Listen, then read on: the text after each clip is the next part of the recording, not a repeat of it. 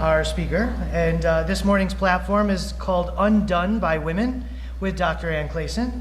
And as we all know, Anne is the leader of New York Society for Ethical Culture.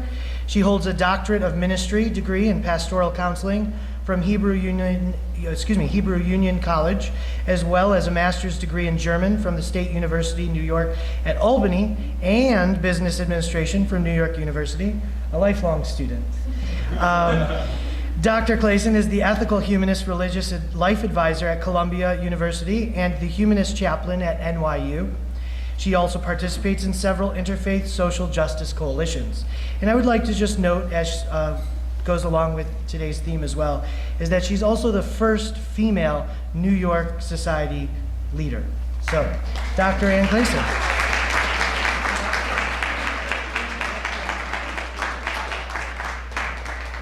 Thank you, Stephen. It took a while, didn't it, Felix?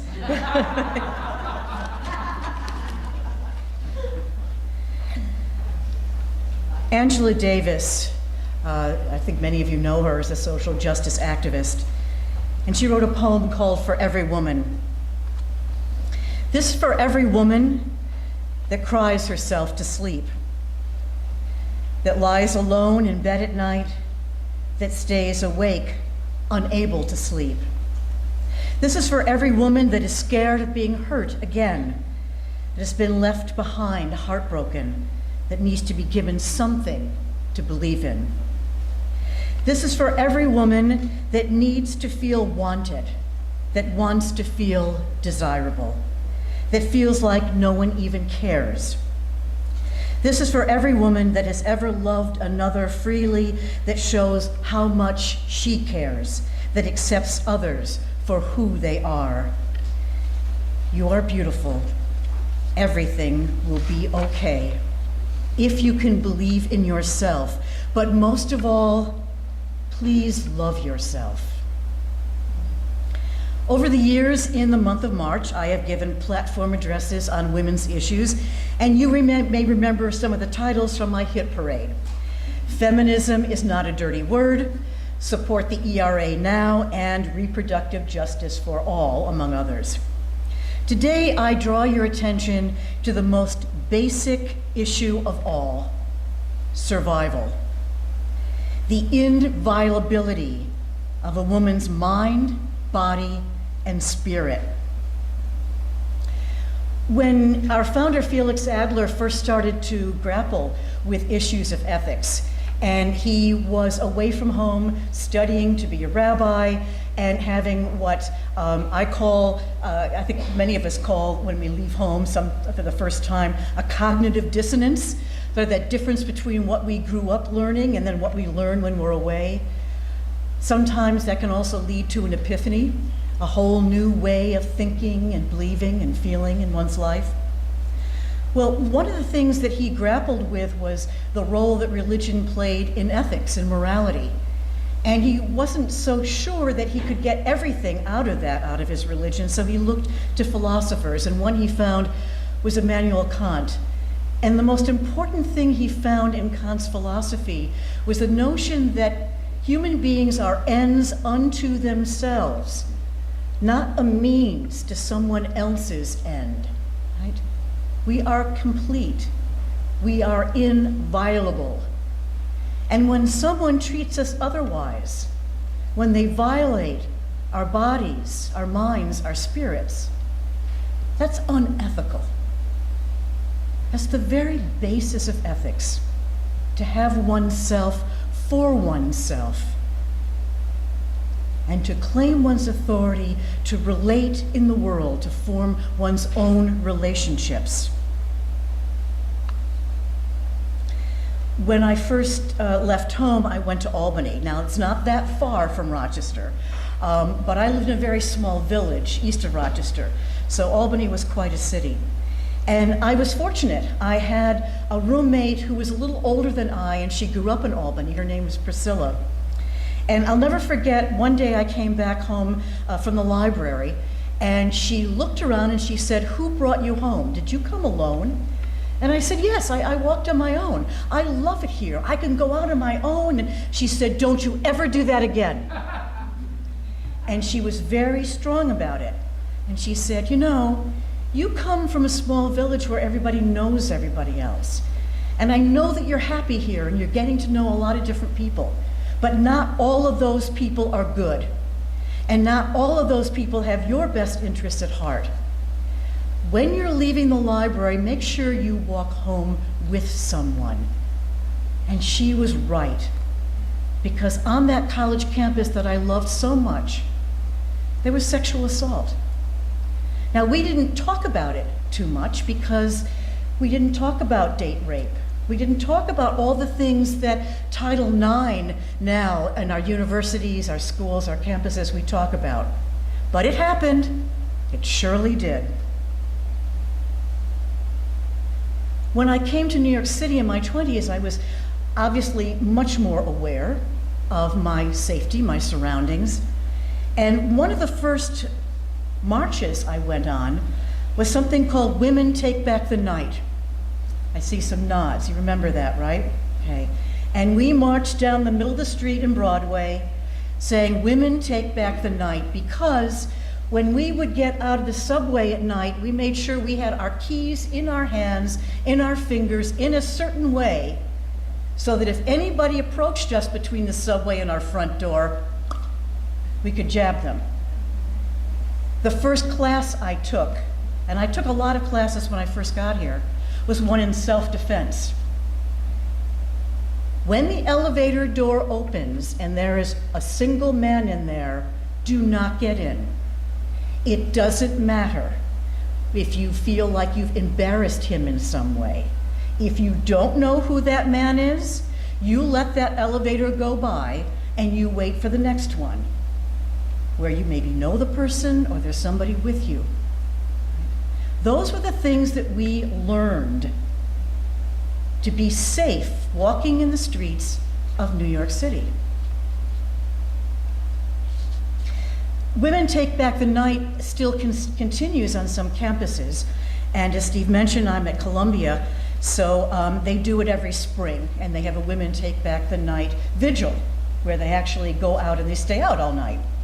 Well, I advise a group there called the Columbia Atheist and Agnostic Student Society. So one evening we talked about women's issues, and you may recall that a few years ago there was a student who was carrying a mattress around all over campus. That was her senior project, and she had been sexually assaulted by another student, and so she carried that mattress around campus as a project, an art project.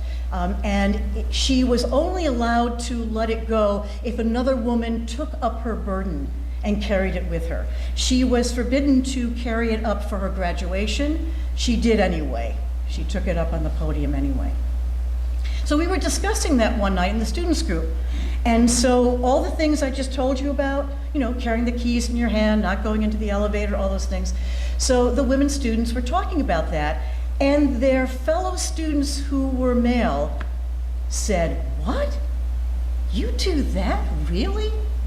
They were clueless, absolutely clueless. Now, two of them were dating. You would have thought that topic would have come up. Clueless. These were not stupid young men. One of them was studying to be an astrophysicist, which goes to show you, right, that maybe rocket science isn't the right field for understanding some women's issues. But I'm not kidding. They just didn't get it. The conversation continued, believe me. It was the longest discussion we had had in that group, and it continued when it was over. So we've been through a lot, haven't we? And it seems to have accelerated, exacerbated since Trump was elected. So we all know that there are several women who have accused him of sexual assault. We know that we've heard about Ray Moore also, who had a penchant for hanging out at the local shopping mall. And we also heard about Harvey Weinstein and how that kind of blew up in Hollywood's face. I'm wondering, I know many of you watch PBS, Have you been watching the series lately about the U.S. Forestry Service? Right? So there are many things that we hear of all the time, but you may not have heard about this one. So let me tell you a little bit about it. PBS NewsHour has really dug into this area. The women who work for the U.S. Forestry Service, as far back as 1972, they joined together to file class action complaints and lawsuits about gender discrimination and sexual harassment. And in 2016, there was a congressional hearing that was held to address the problem, particularly in the California workforce, which has been the focus of many, many complaints. So PBS dug into it, and they've been doing a series on the NewsHour. In interviews with 34 current and former U.S. Forest Service women spanning 13 states, the women described a workplace that remains hostile to female employees. They complained of a pattern of gender discrimination, bullying, sexual harassment, and assault by crew members and supervisors. 3 women said they were raped after hours by coworkers or interagency firefighters while working for the Forest Service, and many women alleged retaliation after reporting these incidents. Yes, retaliation. They received demotions. They were encouraged to leave. 7 of the 34 women that PBS interviewed asked to remain anonymous for fear of further retaliation. Fear was a common theme in the interviews. One woman said she went to the hospital multiple times for her nerves after reporting harassment. Another asked that they destroy her interview with PBS NewsHour because she became too afraid of the consequences. We all live in fear, so if I have to speak up, I will, but it's frustrating because there's so many more out there who are not talking. In every field where women work, this happens. And I believe them. I believe all of them because it's happened to me too. So what have women done? Why am I calling this Undone by Women? Because women are claiming their rights. They are claiming authority over their own bodies, and you've heard about some of these. I'm going to mention 3 of them in the ways that they're taking action. One is #MeToo. Now, this started back in 2006. It was a grassroots campaign. It was started by Tarana Burke, who is an African-American woman, and she called it Me Too because she felt that at the time she was listening to a 13-year-old girl who confided in her that she had been sexually assaulted. She wished that she had told the girl, me too. It had happened to me too, and she hadn't. And she felt badly about that, so she named the movement Me Too. And what she's hoping to do with that organization is to promote empowerment through empathy, telling one's story among women of color who have experienced sexual abuse, particularly in underprivileged communities. Well, now we know that in October 2017, the actress Alyssa Milano took that up and got a whole new PR for it. Fortunately, she acknowledged where this originally came from. But what she did was she started tweeting. So now the Me Too movement had a hashtag. And once it's got a hashtag, it goes viral. So what she said is, if all the women who have been sexually harassed or assaulted wrote Me Too as a status, we might give people a sense of magnitude of the problem. Magnitude, right? Because as you heard from the women in the U.S. Forestry Service, there are many who fear to speak out. They'll lose their jobs. Their families need them to have those jobs, so they don't speak out. She did an interview in Rolling Stone, and she said she and 300 other women in the film industry are now supporting another movement called Time's Up. And you may have seen that The Golden Globes, all the women were wearing black, and they had the men wearing the little button, "Time's Up." Not all the men knew what it meant, but they were, they were representing with their buttons. So, Time's Up, what is that all about? Well, it's a unified call for change from women, starting in the entertainment business, but going from there to the farm fields, to the boardrooms, where they envision national leadership that reflects the world in which we live. It's powered by women. Time's Up addresses the systemic inequality and injustice in the workplace that have kept underrepresented groups from reaching their full potential. So what do? Well, they partner with leading advocates for equality and safety to improve laws, employment agreements, and corporate policies, to help change the face of corporate boardrooms, to enable more women and men to access the legal system to hold wrongdoers accountable. No more silence, no more waiting, no more tolerance for discrimination, harassment, or abuse. So they're raising funds to pay for the legal representation that women need to carry these cases forward. Here's a third one that started in December, Enough, again, hashtag Enough is Enough. This is a coalition of powerful feminist organizations who have a new campaign aimed at sexual violence and harassment in workplaces and in schools, and attacking the patriarchal system that allows all of this discrimination and assault to remain so pervasive. So Enough is Enough is a coalition of national organization for women. Please note, for women, not of women. Men can belong to, and they should, because it was formed for women. Feminist Majority, National Congress of Black Women, Alianza Nacional de Campesinos, which is to pool also Legal Momentum and Unite Here. So this is a diverse group of advocates and activists developing effective strategies aimed at bringing about substantive change to prevent, address, and remedy sexual harassment and violence in workplaces and in schools. It's meant to shine light on communities of women workers who don't make the headlines when they experience sexual abuse on the job. Low-income women who often lack the resources and financial means to fight back at harassment at work. Nearly 2/3 of the 20 million low-wage workers are women, and more than a quarter of them experience sexual harassment on the job.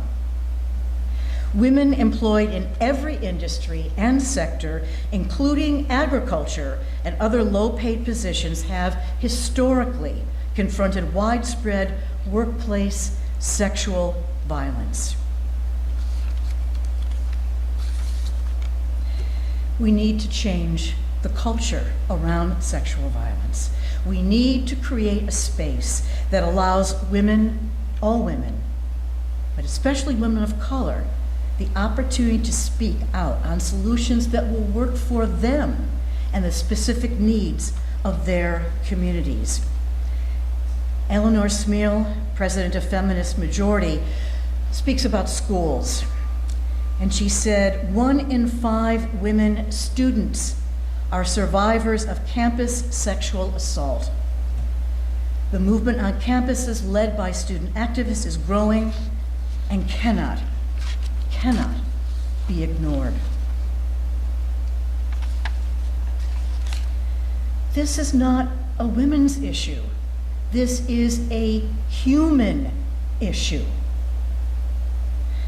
One of our members, Michelle Constable-Donnet, she doesn't often come here, but we chat on Facebook quite a bit.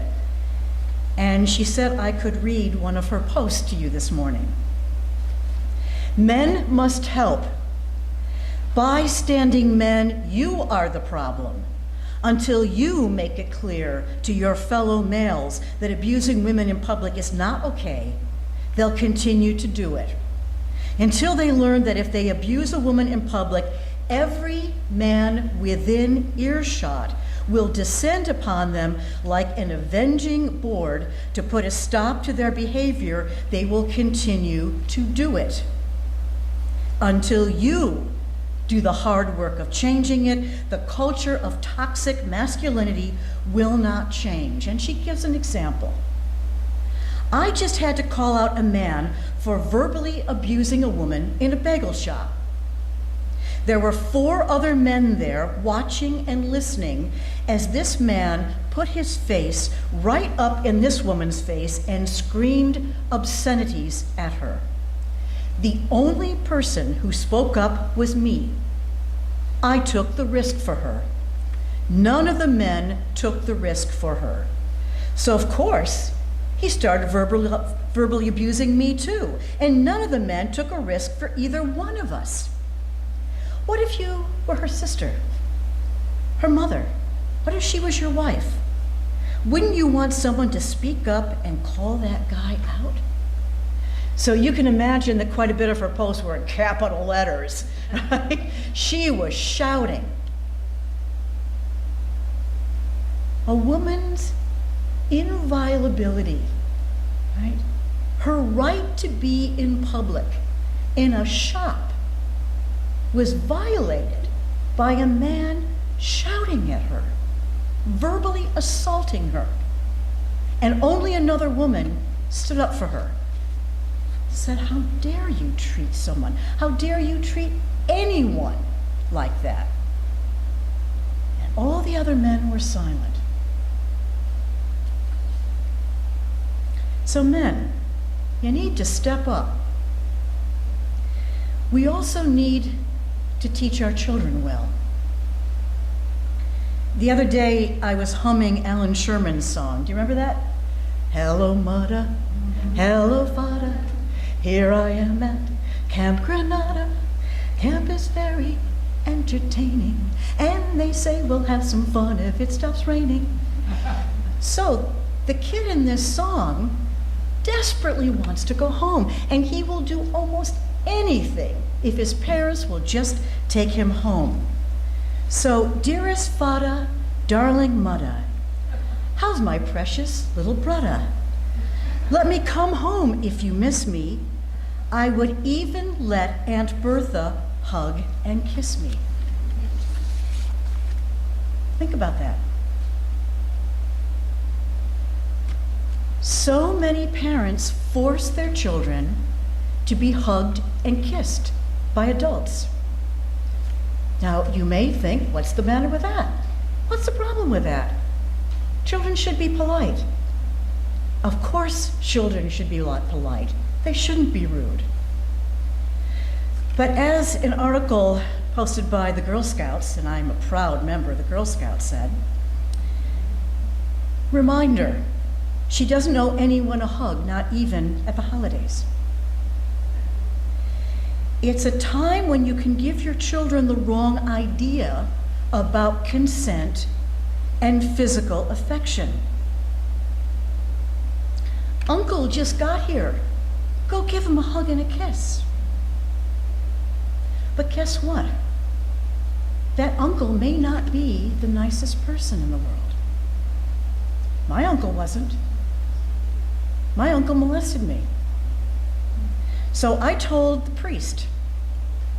And I told the priest not because I didn't think anyone else would believe me, but because I thought it was my sin. And I had the most wonderful priest in the world, Father John Healy. And he was really the inspiration for me becoming clergy. Because I thought, good, I will get the requisite Hail Marys, Our Fathers, and a good act of contrition. But no, he counseled me. When did this happen? How? Where? Have you told anyone? This is not your sin. No one has the right to touch you. So my penance, go home and tell your mother. please, can't I just have the 5 Hail Marys and the good act of contrition? No, you have to tell your mother. There are many, many families in which this happens. Many. So the consequence was that that uncle was not allowed into our home anymore.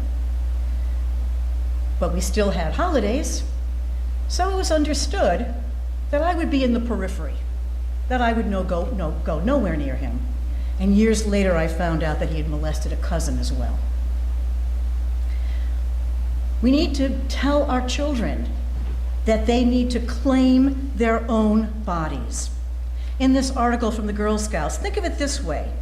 Telling your child that she owes someone a hug, either just because she hasn't seen this person in a while or because they gave her a gift, can set the stage for her questioning whether she owes another person any type of physical affection when they've brought her dinner or done something nice later in life.